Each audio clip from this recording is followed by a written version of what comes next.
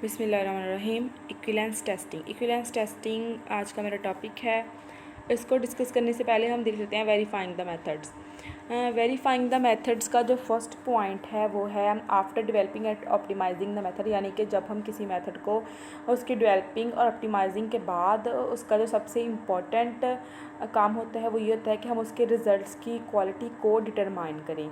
वो तब डिटरमाइन करेंगे जब उस मेथड को कोई सिंगल एनालिस्ट यूज़ कर रहा होगा। तो अगर उस स्टैंडर्ड मेथड के अगर उस जो मेथड न्यू हम यूज़ कर रहे हैं उसकी तरह का कोई स्टैंडर्ड मेथड एग्जिस्ट करता है तो फिर हम उस न्यू मेथड और स्टैंडर्ड मेथड दोनों को उनके रिज़ल्ट्स को आपस में कंपेयर करेंगे। तो अगर जो हमारे पास न्यू मेथड है ना उसकी जो क्वालिटी है, रिज़ल्ट्स की क्वालिटी अनएक्सेप्टेबल है, तो इसका मतलब है जो न्यू मेथड हम लोग यूज़ कर रहे हैं ना वो सूटेबल नहीं है हमारी कंसीडरेशन, वो सूटेबल नहीं है हमारे उस एनालिस्ट के लिए, एनालाइट के लिए या फिर हमारे उस सैम्पल के लिए जिसको हम डिटरमाइन कर रहे हैं। अब हम देख लेते हैं the steps of verifying the methods. Verifying किसी भी मेथड को वेरीफाई करने के लिए 4 स्टेप्स होते हैं। फर्स्ट है सिंगल ऑपरेटर कैरेक्टरिस्टिक्स, सेकंड है blind analysis of standard sample, third है रिगिडनेस टेस्टिंग, फोर्थ है एक्विवेलेंसी टेस्टिंग।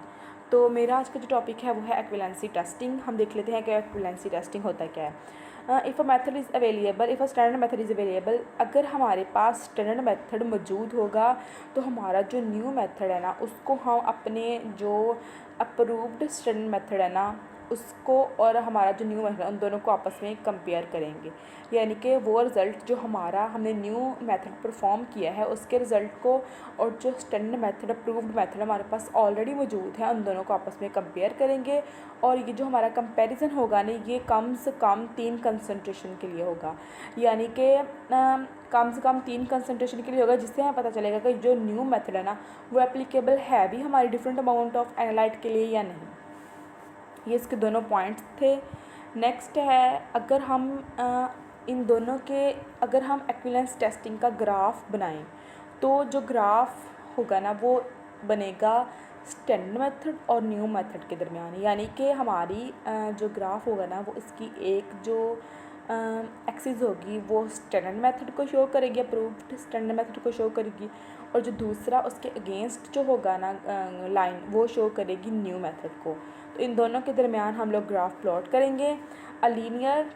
इसके बाद जो है वो ये बता रहा है कि हम जो अगर हमारा मेथड के रिज़ल्ट ठीक हैं, यानी कि अगर उनकी जो लाइन बिल्कुल स्ट्रेट आ रही है, तो अगर हमारे दोनों मेथड्स इक्विवेलेंट हैं, यानी कि जो हमने न्यू मेथड परफॉर्म किया है वो भी स्टैंडर्ड मेथड की तरह ही बिल्कुल सही काम कर रहा है, तो इससे हमें ये साबित होगा कि हमारा जो स्लोप होगा ना ग्राफ का वो 1 होगा और उसका जो इंटरसेप्ट होगा वो 0 होगा। यानी कि हम जब दोनों मेथड के दरमियान ग्राफ बनाएंगे ना, स्टैंडर्ड मेथड और जो हमारा खुद का न्यू मेथड था जिससे हमने रिज़ल्ट ऑब्टेन किए थे, इन दोनों मेथड के दरमियान जब ग्राफ बनाएंगे, अगर ग्राफ का इंटरसेप्ट 0 आ रहा है यानी कि वाई इंटरसेप्ट 0 आ रहा है और उस ग्राफ की जो स्लोप है वो 1 आ रही है, तो इसका मतलब ये है कि हमारे जो दोनों मेथड्स हैं ना वो इक्विवेलेंट हैं। Thank you so much.